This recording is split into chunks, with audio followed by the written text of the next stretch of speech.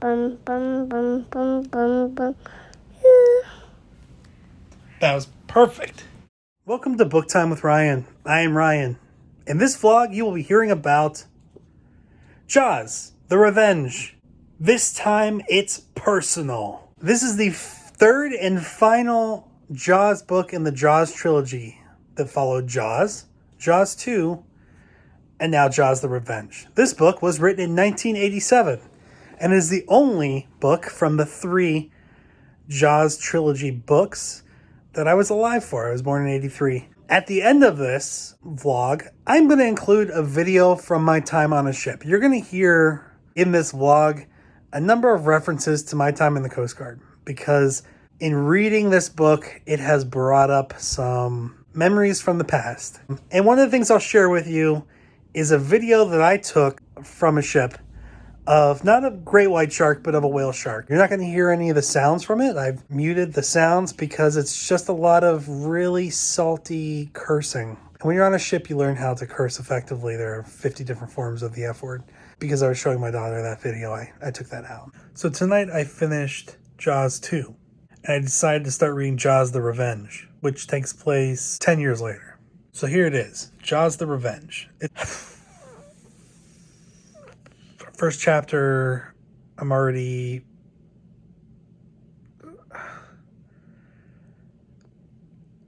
It's an emotional roller coaster. 10 years later, Brody's dead. Martin Brody died, some kind of heart condition, I think.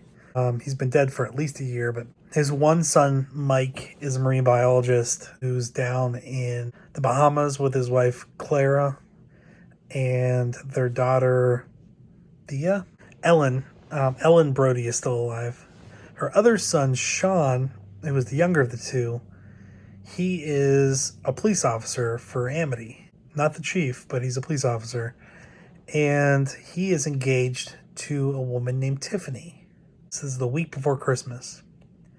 And there was a pylon floating in the channel. So Sean Brody decided to go out and remove the pylon himself. And he was killed by a 28-foot male great white shark. Sean, the youngest kid of Chief Brody, was killed in the first chapter. It's an emotional roller coaster. I did not see that coming. I can't believe that's how it started. Did not expect Sean to die so soon. So I'm a little bummed about that. And I am only on chapter 3. Shit. I'm picking up sushi for dinner. And I am on page 84 of Jaws, The Revenge. Sean died. That was especially tough on Ellen, on Chief Brody's widow. Chief Brody died the year before this book. Ellen went to visit Mike and his wife and their daughter. They invited Ellen down to the Bahamas for 2 weeks. That's where we are now. Mike is a marine biologist. He's working on a study of conch. I actually spent time in the Bahamas. I did a project on queen conch.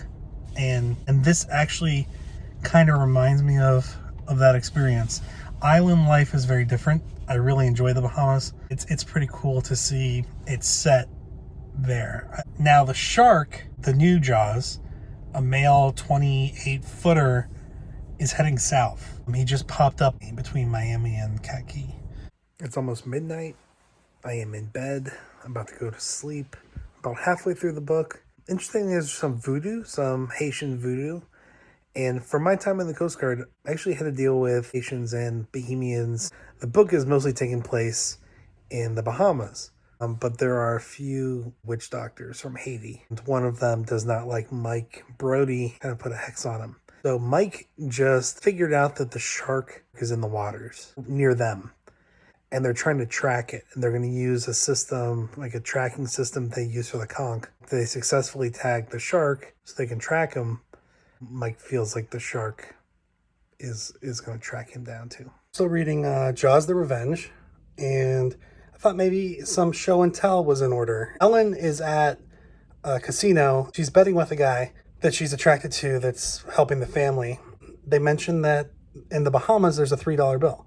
Now, they don't really use a $3 bill anymore. You can find them here and there, but they're pretty rare. I actually traded some money for a $3 bill, so here it is. The other thing is, when we would repatriate Haitians to Haiti, we would pull into Port-au-Prince, and people would start to row out, and they would want to trade. They would try to sell different things that they had made. And one of the things that I had traded, at one point I traded a number of white t-shirts, was this mask. This is from Haiti, and I traded for it in Port-au-Prince from my ship. There's a lot of voodoo in this book with this guy named Papa Jacques from Haiti. And that brought back some memories of when we would pick up Haitians, they would have these kind of voodoo relics with them. And the reason that was kind of concerning is a lot of them had nails in them, so they were pointy. If people had personal effects, we would tag them, put them in bags, and then when we transfer them off the ship, we would send their bags with them, so they would keep their personal belongings. Voodoo was interesting in the Caribbean because it was a mix of voodoo and Christianity. So there would be Christian symbols on voodoo items. The first book, Jaws, had some loan sharking. Jaws 2 had organized crime involved. And this one has drug running. I finished it and I liked it. I would give it 4 or 5 stars. It was very different. It was different because, so there was voodoo, right? And I don't know voodoo, but if I had to describe it, it's kind of like Papa Jacques was like the 3-eyed raven, kind of like he could see into the shark, and the shark was kind of like his spirit animal, and he was kind of directing the shark to kill members of the Brody family. And at the end, he died. So the other thing I was excited for, Ellen's love interest in this book is Hoagie. He's an Englishman. He used to be in the Royal Air Force. For most of the book, you think he's running drugs. What you find out towards the end is he's actually working. He's been deputized by the DEA, the Drug Enforcement Agency, and he's working with them to kidnap the drug lord for the island, or for the Bahamas. The guy that Hoagie was working against with the DEA, he fell from the plane, a biplane, and he was eaten by the shark, which is good because I hated the guy. The shark died because it was impaled with a harpoon. They were shocking it. And then it got stuck on the fragments of the bowsprit. That was a pretty gruesome end for the shark. I enjoyed it. It was definitely different. The whole voodoo part of it was different because people were being controlled by Papa Jacques, and that had kind of like a horror feel to it. It was hard to believe that a shark could leave Long Island and travel all the way to the Bahamas, to the right island in the right bay, and find the Brodies. But that's kind of explained by the fact that it was really being driven by this voodoo witch doctor who really didn't like Mike Brody. So in the end, the Brodies survived. I mean, Sean Brody was killed in the first chapter, but Mike Brody survived. Ellen Brody survived. This is about a year after Martin Brody died. And Ellen seems to have found somebody that she really likes, which is nice. It's a decent way to end the Jaws trilogy. It was very different. Now, the thing is, early in the book, you find out that this is the male shark that was born, but other sharks were also born from the giant female shark from Jaws 2. And I think that kind of leaves open a possibility of future movies or future books. But also, this was written 25 years ago. Or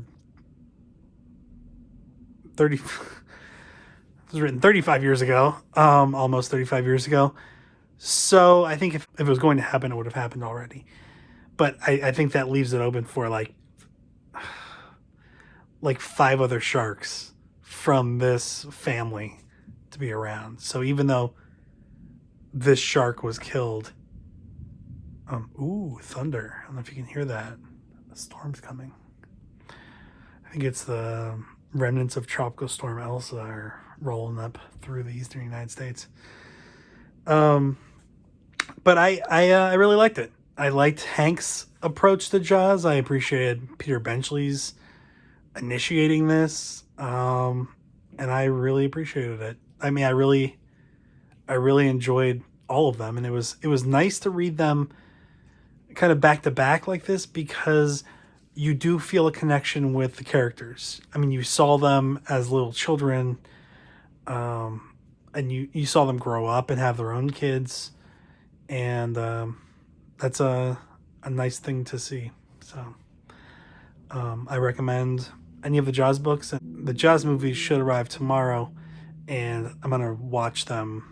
Jaws 2, Jaws 3D, even though it's not a book, and Jaws the Revenge, and I'll see how closely they align with the books. But I loved it, so great. It was great. I hope you enjoy this too, because I think Jaws is known, although a lot of people know it's a book.